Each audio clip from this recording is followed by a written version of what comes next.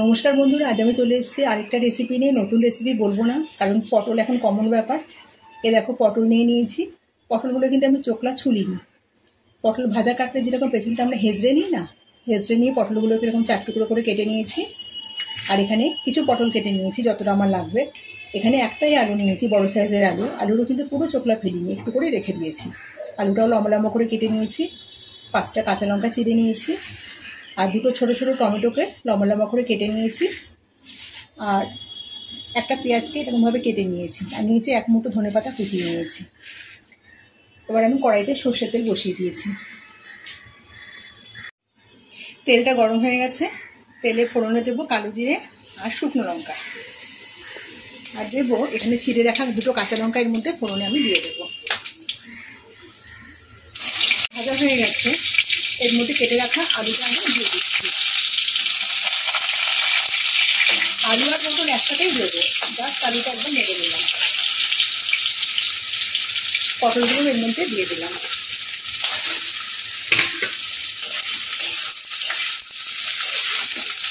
এবার এগুলোকে ভাজতে থাকবো। কেন তো বন্ধুরা, আমার মেয়ে কিন্তু পটল খায় না। পটলের এই রান্নাটা কিন্তু আমার মেয়ে কেটে কুটে খেয়ে নেয়। এটা ভাত, রুটি, তরকা সবের সাথে কিন্তু দুর্দান্ত লাগে। একবার এভাবে বানিয়ে দেখবেন। এর মধ্যে আমি লবণটা দিয়ে দেবো। লবণটা দিয়ে দিলে কী হবে, তাড়াতাড়ি এগুলো মজে যাবে, নরম হয়ে যাবে। পুরো তরকারিতে যতটা লবণ লাগবে আমি একবারেই দিয়ে দিলাম। এবার এগুলো নেড়ে একটু লাল লাল করে নেবো। আলু পটলটা হালকা ভাজা হয়ে গেছে, এর মধ্যে এবার পেঁয়াজটা দিয়ে দিচ্ছি। আবারও একসাথে আমটিটা তেলে ব্যবহার করবো না, যাতে এগুলোকে কেটে রান্নাটা হবে। আবারও ভালো করে নেড়ে চেড়ে একটু ভাজতে থাকবো। একটাও ভাজা ভাজা মতো হয়ে গেছে, এর মধ্যে দিয়ে দেবো টমেটোটা। আর কিছু মশলা অ্যাড করবো, গুঁড়ো মশলা।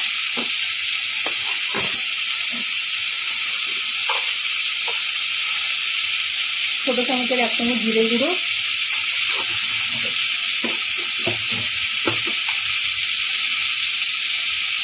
অল্প একটুখানি ধনের গুঁড়ো,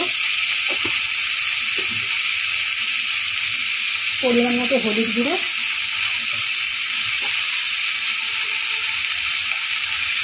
সামান্য একটুখানি লঙ্কার গুঁড়ো।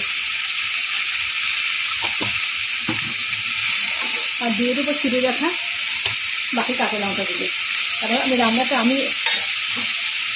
একটু ঝাল ঝাল করবো। সামান্য একটু জল দেবো, নাহলে মশলাটা ভাজা যাবে না। টমেটোটা যতক্ষণ না নরম হয় ততক্ষণ আমি এটা ভাজতে থাকবো। টমেটোটা পুরো নরম হয়ে গেছে, কালারটাও কত সুন্দর এসেছে। এবার এর মধ্যে ধনেপাতা কুচোটা আমি দিয়ে দেবো, কুচানো ধনেপাতাটা।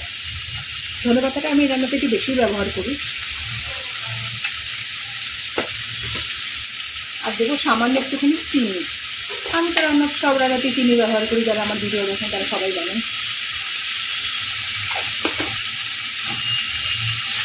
ভালো করে নেড়ে চেড়ে নেবো এটা।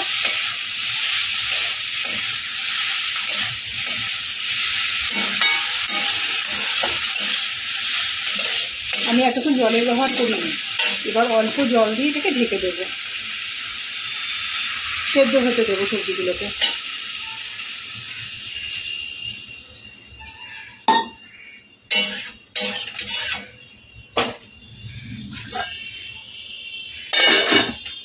সেদ্ধ হওয়ার জন্য অপেক্ষা করব। ঢাকাটা খুলে নিয়েছি, সবজিগুলো সেদ্ধ হয়ে গেছে। এই যে আলু সেদ্ধ হয়ে গেছে। এবার এটাকে ভালো করে নেড়ে চেড়ে নেব। এটা কিন্তু শুকনো শুকনো হবে, একদম শুকনো শুকনো টান টান মতো হবে, একটু ভাজা ভাজার মতো করে নেব। বন্ধুরা, একবার এটা একটু বানিয়ে খেয়ে দেখবেন, তারপরে বলবেন কীরকম খেলেন। কারণ পটল অনেকেরই অপছন্দ। বন্ধুরা, রেসিপিটা কেমন লাগলো অবশ্যই কমেন্টে জানাবেন। আর রেসিপিটা ভালো লেগে থাকলে কিন্তু অবশ্যই একটা লাইক দেবেন। আপনারা কিন্তু ইদানিং লাইক দিচ্ছেন না। লাইক দিলে পরের ভিডিও বানাতে খুব ভালো লাগে, মনটা খুশি হয়ে যায়। আর যে সমস্ত নতুন বন্ধুরা এখনও আমার চ্যানেলটাকে সাবস্ক্রাইব করেনি, তারা কিন্তু অবশ্যই চ্যানেলটাকে সাবস্ক্রাইব করবেন।